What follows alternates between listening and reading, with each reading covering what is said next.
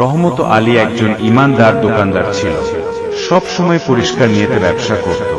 কিন্তু এই বাজারে ওনার মোকাবেলায় আকরাম সাহেব একটা সান্ধার দোকান খুলে। আকরামের দোকান চকচকে ছিল, কিন্তু সে মিলানো আর নকল জিনিস বেশি দামে বিক্রি করত। মানুষ রহমত আলীর ইমানদারি জানত। সস্তা জিনিসের লোভে সবাই আকরামের দোকানে যেত। একদিন আকরামের দোকানে একজন অচেনা লোক আসেন এবং তাকে দেখতে খুব সাধারণ ছিল, কিন্তু তার হাতে ছিল একটি দামি আংটি ছিল ও আকরামকে একটা অফার দেয়। ওর এই আংটিটি ছিল একজন রাজা। তুমি আমাকে 500 দিনার দিলে আংটি তোমার হবে। আকরামের লোভ এসে গেল। ও ওই সোনা চেক না করে আংটি কিনে নেয়। পরের দিন ওই আংটি বিক্রি করতে বাজারে যায়, কিন্তু স্বর্ণাকার বলে এটা তো নকল আংটি, বাঁশের টুকরো, ধাতু ছড়া কিছু না।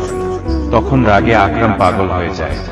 তারপর তাড়াহুড়ো করে ওর দোকানে চলে আসে এবং আকরাম আলী চোখ রহমত আলীর দোকানের দিকে পড়ে দেখে ওই অচেনা লোকটা মুচকি হাসতেছে।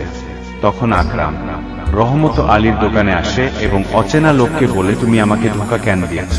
অচেনা লোকটা আকরামকে বলে, আমি শুধু ওইটাই করেছি যেটা তুমি অন্যদের সাথে করো। অন্যদের ধোঁকা দিয়ে তুমি মজা পাও, এখন নিজে ধোঁকা খেয়ে কেমন লাগতেছে? রহমত আলী আশ্চর্য হয়ে জিজ্ঞেস করে, তুমি কে? অচেনা লোকটা বলে, আমি শুধু এক মুসাফির, যে দুনিয়ার লোভী লোকেদের তার কর্মফল দেখাতে আসছি। এবং এটা বলে অচেনা সেখান থেকে চলে যায় এবং আকরাম তার বেইমানির জন্য লজ্জা পেয়ে দাঁড়িয়ে থাকে। কর্মফল মানুষ চালাকির সাথে লাভবান হতে পারে, কিন্তু কদরতি হক কেউ কখনো কারোটা নষ্ট করতে পারে।